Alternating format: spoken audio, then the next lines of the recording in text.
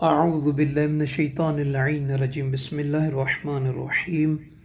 رب اشرح لی صدری ویسر لی امری واحلل عقدۃ من لسانی یفقہوا قولی اللہم صلی علی محمد وآل محمد۔ صاحبان ایمان مومنی مومنات، بہت ہی جلیل القدر ہستی، عالم ربانی، صاحب تقوی، صاحب اخلاق، سید علی ابن طاؤس رحمۃ اللہ علیہ، قدس اللہ روحہ ونور ضریحہ، انہوں نے ایک بہترین دعا رزق میں وسعت کے حوالے سے بیان کی ہے، جو کہ وہ فرماتے ہیں کہ دعاء مجرب فی سعۃ الرزق، رزق میں وسعت کے لیے، رزق کے وسیع ہونے کے لیے یہ اگر کوئی شخص پڑھتا ہے تو اس کے لیے بہت فائدہ مند ہوگی، اور مجرب ترین ہے کہ جنہوں نے بھی اس دعا کو پڑھا ہے ان کے رزق میں اللہ نے وسعت پیدا فرمائی ہے۔ اور وہ فرماتے ہیں کہ اس دعا کو اگر کوئی پڑھنا شروع کر دیتا ہے تو اللہ اس کے رزق میں آسانی فرما دیتا ہے، یعنی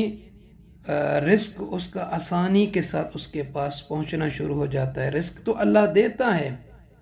مگر کچھ چیزیں ہوتی ہیں، کچھ اسباب ہوتے ہیں، تو یہ دعا بھی ان اسباب میں سے ہے کہ جس کے سبب سے رزق اس انسان کے لیے،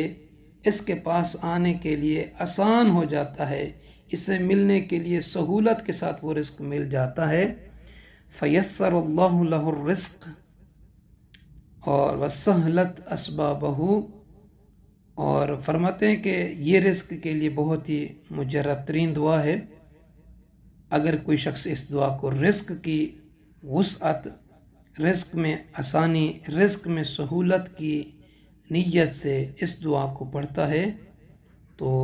اس کے حالات بہتر ہو سکتے ہیں اس دعا کے پڑھنے سے۔ تو صاحبان ایمان، اس دعا کو آپ کسی بھی وقت، کسی بھی ٹائم پہ، چلتے پھرتے اٹھتے بیٹھتے، اس دعا کو ایک مرتبہ کم از کم دن میں پڑھ سکتے ہیں، اور چند دنوں تک اس کا آپ تکرار کریں، اس کو پڑھتے رہیں تو انشاءاللہ تعالی رب العالمین جو رازق ہے، یہ جو رزاق ہیں، تو وہ آپ کے رزق میں وسعت اور برکت، آسانی اور سہولت پیدا فرمائے گا، اور اسباب رزق آپ کے لیے عطا فرمائے گا۔ آئیے وہ دعا یہ ہے۔ بسم اللہ الرحمن الرحیم، اللہم صل علی محمد وآل محمد، اللہم یا سبب من لا سبب لا، یا سبب کل ذی سبب، یا مسبب الاسباب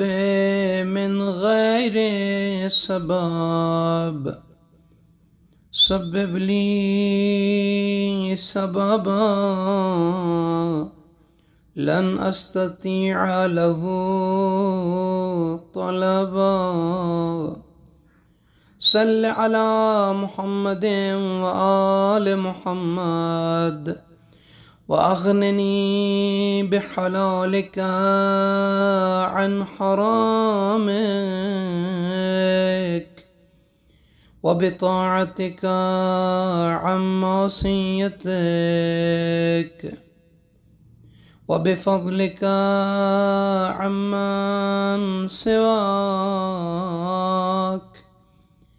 يا حي يا قيوم، صل على محمد وآل محمد، وتب علي يا كريم، واغفر لي يا حليم وتقبل مني واسمع دعائي ولا تعرض عني فإني عبدك وابن عبدك